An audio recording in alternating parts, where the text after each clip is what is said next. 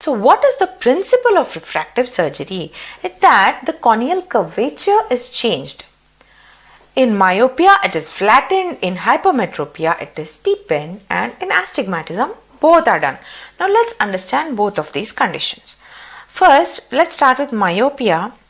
This is the cornea and the eyeball is too lengthy. So what happens here? The light rays come and they converge too much and focus in front of the retina. Okay, that is the pathology of myopia. So what we are doing here is we are flattening the cornea. The cornea becomes a bit flatter like this.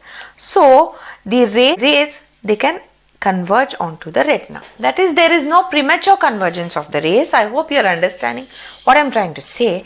The rays go a bit further with the help of some divergence because the cornea is flattened and it focuses on the retina.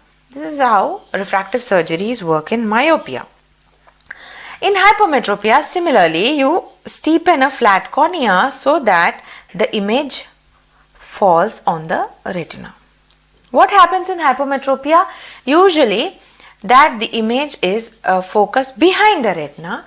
If you steepen the cornea, what happens is it helps in converging the lights exactly on the retina. And in astigmatism, both of these procedures are done.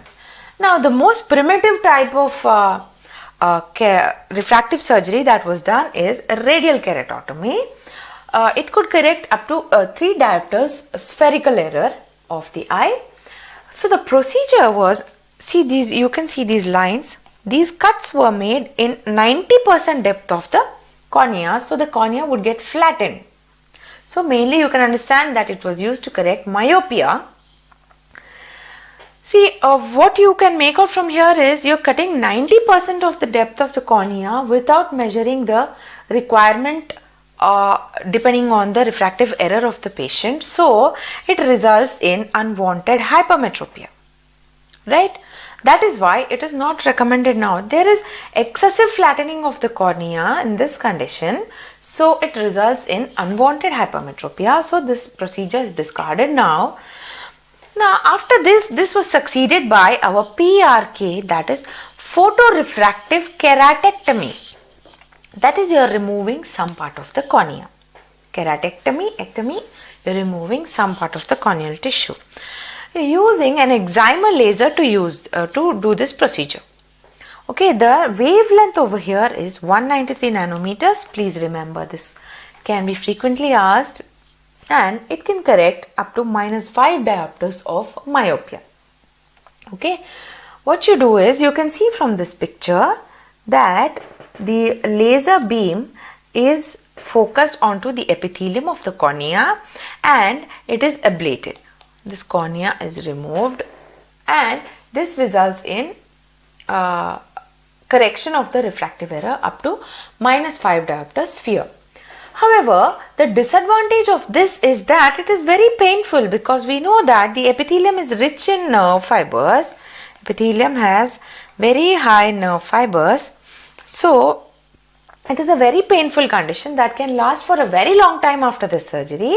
Also, if you damage the Bowman's membrane, we know that it does not regenerate, so it can result in corneal scarring. These are the two drawbacks of this procedure. So now the latest procedure is our lasik. We all are familiar with this word. So lasik is laser assisted in situ keratomiliosis.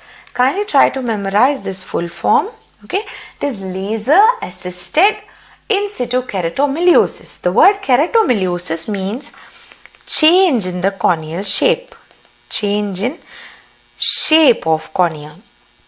Okay, it is a gold standard procedure and it can correct myopia up to -10 diopters. It's an average. Sometimes it can correct up to -12 diopters also.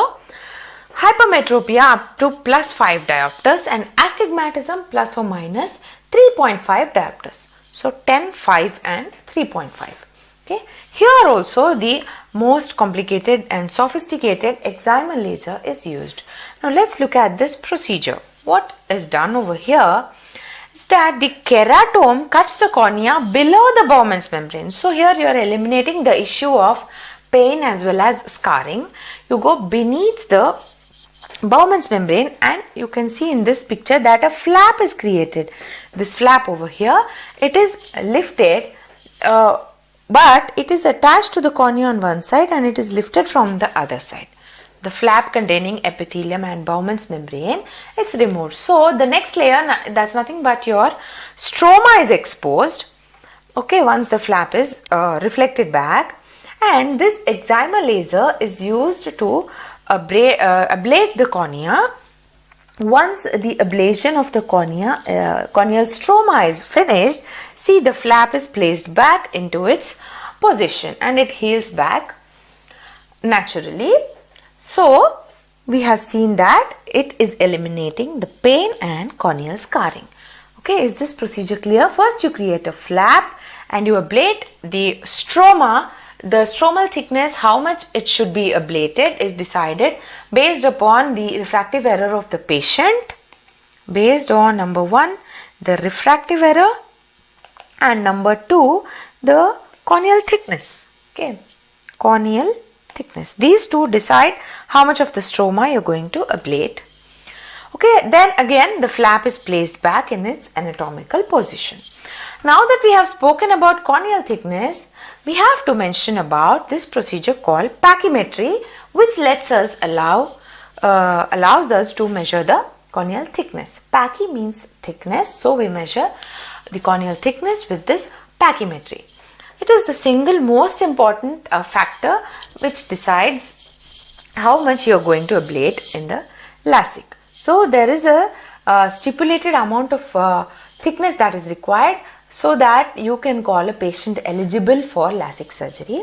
However, an absolute contraindication for lasik surgery is keratoconus. Please remember this, it can be asked. An absolute contraindication, straight away you reject it.